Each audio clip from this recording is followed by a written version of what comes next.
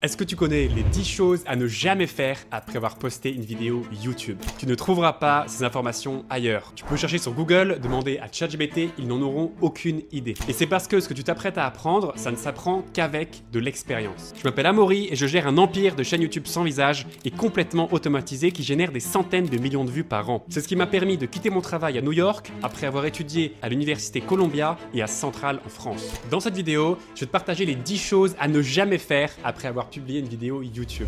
La première, c'est de regarder ta vidéo dès que tu la postes. Je sais que c'est très tentant de la regarder pour vérifier tout de suite si tout va bien. Mais si tu ne vas pas la regarder en entier, tu perds ton temps. Il faut que tu t'assures que la vidéo soit parfaite avant de la publier sur YouTube. La deuxième chose, c'est de ne jamais partager le lien de sa vidéo. Oui, c'est tentant, tu as envie de la partager à tes potes, ta mère, ta grand-mère, mais ne fais pas ça parce que tu peux pas garantir qu'ils vont la regarder jusqu'au bout. La durée des visionnages moyenne et le watch time sont les deux éléments les plus importants sur YouTube. Surtout juste après la publication. Si tes 10 premiers visionnages viennent de tes amis ou de ta famille et qui regardent juste 10 secondes de ta vidéo, YouTube va penser que c'est du mauvais contenu et donc ne va pas pousser ta vidéo. C'est aussi simple que ça. En fait, il y a une raison beaucoup plus profonde derrière cela, ce qui nous amène au point numéro 3. Le troisième point, c'est de ne jamais acheter de vues sur YouTube. Et il y a plusieurs raisons. Le fonctionnement de l'algorithme YouTube, c'est qu'il essaie de trouver ton audience. Par exemple, si tu fais des vidéos sur le tennis et que tes titres, descriptions et tags indiquent le tennis, YouTube va chercher des gens qui regardent tout simplement du tennis. En revanche, quand tu achètes des vues qui viennent de bots,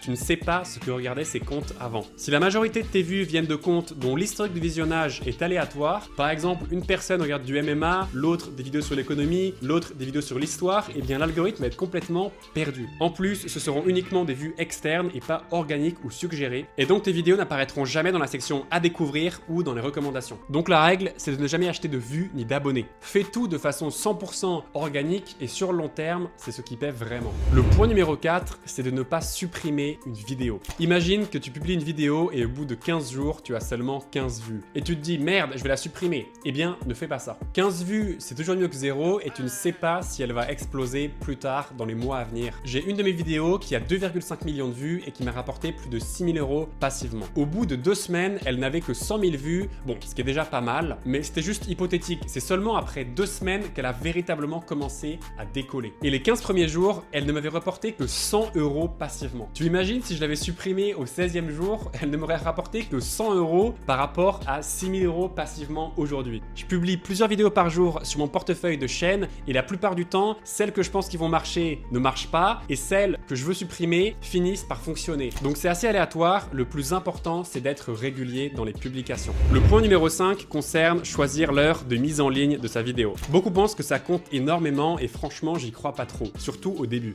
En revanche, si tu cibles des Américains, eh bien fais attention au fuseau horaire. Tu ne vas pas publier à 3h du mat et attendre que ta vidéo explose. Personnellement, je publie tous les jours à midi heure de New York. Certains te disent publie à 11h55 et ta vidéo va exploser. Eh bien ça, c'est pas vrai. Le point numéro 6 concerne la suppression des commentaires. Est-ce que la suppression de commentaires influence la performance de tes vidéos? Évidemment, tu veux supprimer les commentaires toxiques, mais tu vas pas le faire manuellement et c'est ça le point important. Dans YouTube Studio, tu vas dans Paramètres, puis dans Modération de la communauté. Là, tu ajoutes des mots-clés à bloquer, par exemple perte de temps, cette vidéo est nulle, fake, spam ou encore désabonnez-vous ou stop au clickbait.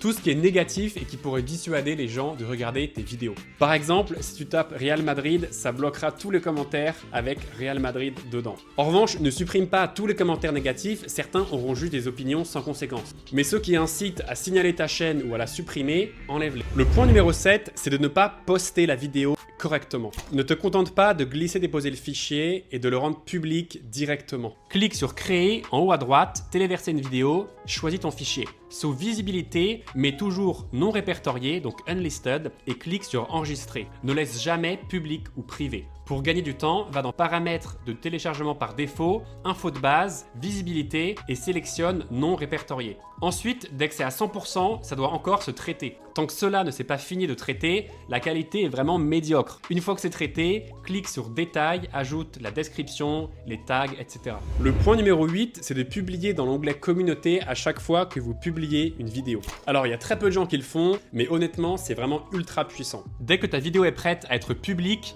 ouvre un nouvel onglet, va sur ta chaîne et clique sur Publication. Dans la zone de texte, colle le titre Appuie sur Entrée pour écrire en dessous, copie-colle le lien de la vidéo et écris Regarde ici au début. Pour ajouter la miniature, clique sur Image, puis sélectionner depuis l'ordinateur, choisis ta miniature, ajuste avec Modifier l'aperçu et clique sur Enregistrer l'aperçu. Dès que tu cliques sur Publier en mode public, clique Poster dans Communauté en même temps. Ce qui est génial, c'est que ça envoie une notification à tous tes abonnés en plus de la notification de la vidéo. J'utilise cette technique pour faire grossir mes chaînes. Je poste une vidéo sur ma nouvelle chaîne, puis je la community post sur toutes mes autres chaînes pour que mes abonnés reçoivent la notification. Et c'est beaucoup trop fort parce qu'ils ne se rendent compte que quand ils ont cliqué qu'ils sont redirigés vers une autre chaîne. Cette méthode, tu peux la faire tous les 3 jours maximum parce que YouTube évite le spamming, évidemment. Le point numéro 9, c'est de changer le titre ou la publication juste après avoir publié. Beaucoup de personnes se demandent s'ils doivent le faire, eh bien non. C'est complètement une perte de temps. J'ai jamais vu quelqu'un changer sa miniature ou son titre juste après la publication et voir la vidéo complètement exploser. Surtout quand on fait du YouTube Automation. Les gros YouTubeurs comme MrBeast vont évidemment changer leur miniature pour avoir le meilleur taux de clic. En revanche, quand tu viens de commencer, ça sert pas à grand chose de changer ta miniature ou ton titre dès le départ. Il faut que tu sois 100% sûr de ton titre et de ta miniature avant de publier. La question que je me pose souvent, c'est est-ce que cette vidéo peut avoir plus d'1 million de vues?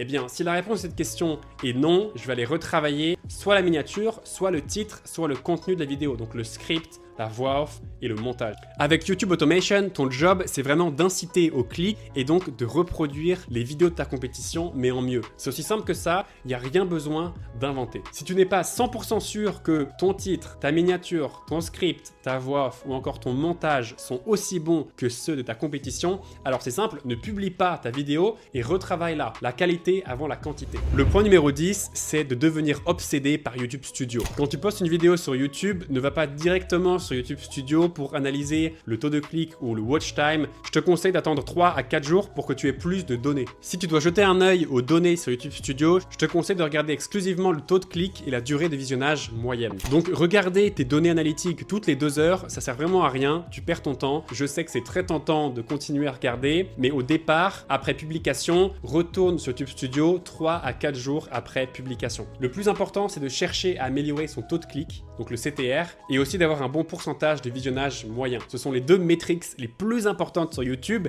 Évidemment, l'algorithme, c'est une IA, donc il va seulement prendre en compte le CTR et l'AVD, donc Average View Duration. Et donc, si ces 2 métriques sont bonnes, il faut que le CTR soit supérieur à 8-9% à peu près et que le pourcentage de visionnage moyen soit supérieur à 40%. Si on a ces 2 métriques-là, vous avez 95% que votre vidéo devienne virale. Voilà, j'ai essayé d'être rapide, mais si tu prends YouTube au sérieux et que tu veux en faire ta carrière, clique sur le lien en description ou dans mon commentaire épinglé pour rejoindre ma communauté. Je vais aller vite parce que je déteste faire de la promo, mais voilà, c'est ma communauté YouTube Automation la plus rapide à croître au monde. Pourquoi? Parce que dans cette communauté, on te coach jusqu'à ce que tu génères 5 000 € par mois passivement avec une chaîne YouTube sans visage et complètement automatisée. On va t'expliquer exactement comment trouver une niche rentable, comment déléguer toute la création de contenu à une équipe pour que tu n'aies aucune vidéo à faire toi-même, comment optimiser tes vidéos et comment construire un empire de chaîne YouTube automatisée et sans visage. Quand tu nous rejoins, tu débloques un tutoriel complet pour créer une chaîne et la scaler à 5 000 € par mois passivement sur 3 à 6 mois. En plus, tu as une liste des meilleures niches du moment. La chose la plus importante en YouTube Automation, c'est de rentrer dans la bonne niche. Une niche avec beaucoup de demandes et peu de compétition, mais aussi une niche où le RPM est très élevé.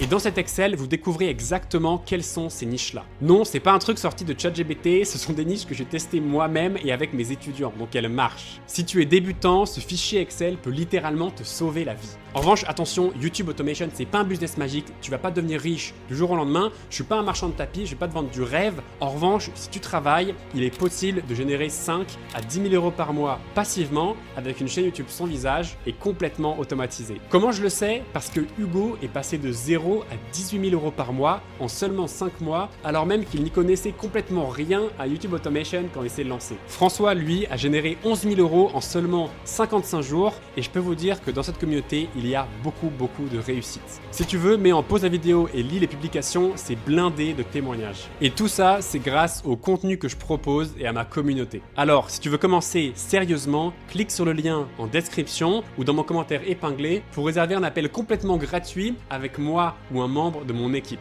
Et on va t'expliquer exactement comment tu peux créer ta chaîne et la scaler à 5 000 € par mois. On se voit de l'autre côté.